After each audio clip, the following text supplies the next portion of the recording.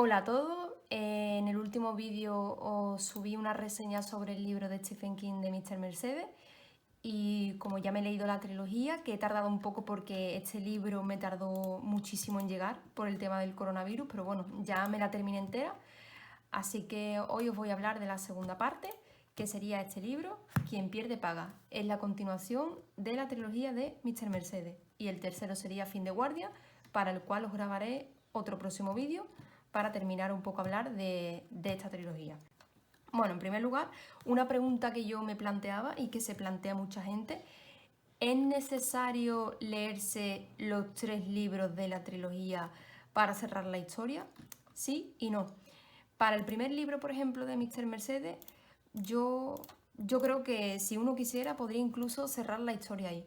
Ahora bien, si quieres conocer un poco qué pasa más con Brady, qué pasa más con el equipo investigador, ¿no? Con Bill, con Holly, con Jerome, bueno, te puedes leer el resto. También si eres lector de Stephen King, entiendo que en algún momento se van a leer, pero no creo que sea necesario para cerrar la primera historia de Mr. Mercedes. Lo mismo para leerse el tercer libro. No creo que una vez leído este sea necesario leerse el tercero. Si queda un poco de curiosidad por cómo termina la historia de estos 3 personajes principales, sí. Si no, yo creo que el libro queda bien cerrado. Entonces voy a empezar un poco por contaros qué me ha parecido, pero antes os voy a hablar de qué trata. Bueno, esta obra se desarrolla principalmente entre 2 años. Uno en 1978 y otro en 2013, pero sería ya un poco entre 2013 y 2014. Digamos que hay 2 periodos diferenciados por bastantes años. Entonces, la época de 1978, que va alternando un poco con el 2013, se plantea la historia de un lector llamado Morris Bellamy, que está un poco obsesionado con su escritor favorito, que se llama John Rosten.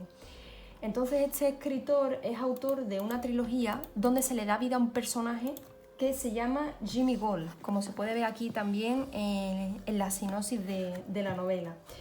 El problema que se le plantea a este lector que está tan obsesionado es que, desde su punto de vista, el escritor, John Rosten, convierte al personaje de la novela, que se llama Jimmy Gold, en un vendido, por así decirlo. Este personaje tenía unas cualidades que lo hacían muy peculiar, entonces al final de la trilogía este personaje tira todo por banda y deja de ser esa figura tan emblemática que decía que era, para venderse, según la opinión de este lector tan obsesionado.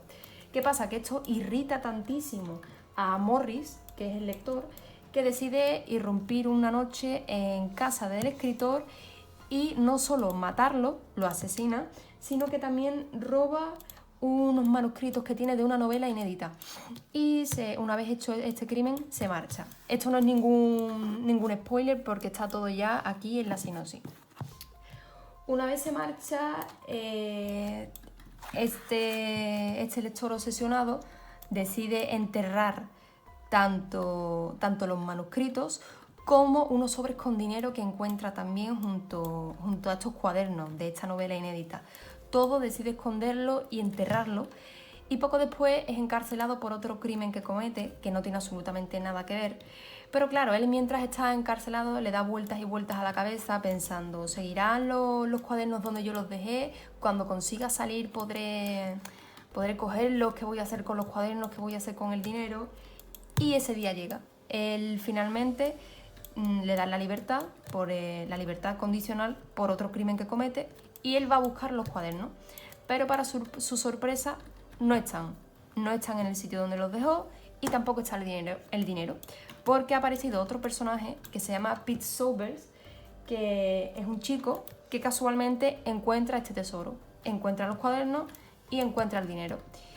Y hablamos de una gran cantidad de dinero, hablamos de unos cuadernos inéditos que cuestan también otro dinero, y bueno, ahí se quedaría un poco la historia para tampoco entrar en spoiler. La cuestión del libro sería hasta dónde llega este chico por dinero y cómo resuelve el problema ante el cual se encuentra debido a tener tanta cantidad de dinero y estos manuscritos que todavía no se conocen. Esta historia del chico se desarrollaría en 2013 y tengo que comentar que, aunque parezca que hay muchos personajes, que a mí también me lo pareció al principio, no es para nada lioso. Las dos historias, que están unidas entre sí, por supuesto, se desarrollan muy bien, se entienden perfectamente y no se queda confusión para nada, aunque sean 2 años diferentes.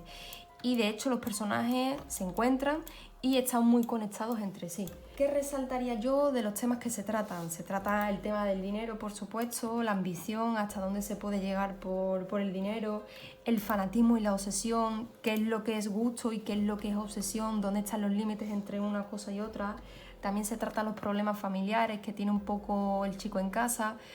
La verdad es que en cuanto a los temas y la obra, yo creo que está bastante entretenido y son temas muy interesantes. Sobre todo, yo resaltaría también la conexión que hay entre los dos antagonistas, entre el ladrón de los manuscritos y Pete Sauvers. Hay mucha conexión entre los dos personajes, aunque no tengan nada que ver. Y eso ya lo comprobaréis cuando leáis la novela. Vamos a empezar un poco por los puntos a favor. ¿Qué resaltaría yo a favor de este libro? Pues, por ejemplo, los personajes están muy bien construidos, tanto la familia de este chico como los aspectos del ladrón y todos los personajes que lo rodean.